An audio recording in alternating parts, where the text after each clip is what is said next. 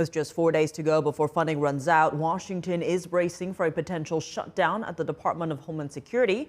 NTD's Chris Bob reports. On this vote, the yeas are 217 and nays are 214. Last Tuesday, the House narrowly passed a 2-week measure to keep the Department of Homeland Security funded until February 13th. Now, Congress has 3 options: lock in full-year funding for DHS, buy more time with another short-term stopgap measure, or let the department's workforce, which exceeds 260,000, slide into a shutdown. Democratic leaders have framed their discussions around DHS funding for immigration and customs enforcement.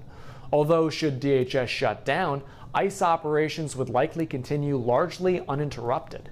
Congress last year approved $75 billion for ICE through President Trump's One Big Beautiful Bill Act, funds that can be spent over 4 years on top of regular annual appropriations. For comparison, in 2024, ICE received just under $10 billion in base congressional funding. Last week, House Minority Leader Hakeem Jeffries and Senate Minority Leader Chuck Schumer sent a letter to congressional GOP leadership laying out 10 demands for policy changes at ICE.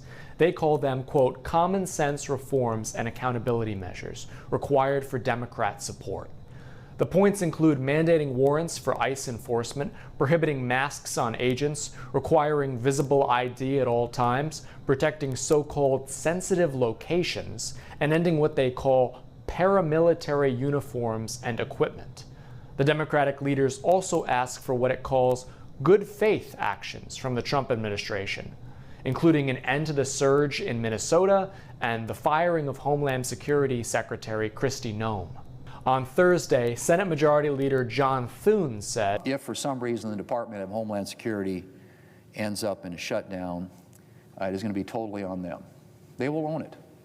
We have tried repeatedly. They have agreed repeatedly before they decided not to agree and to demand something else, which they also got.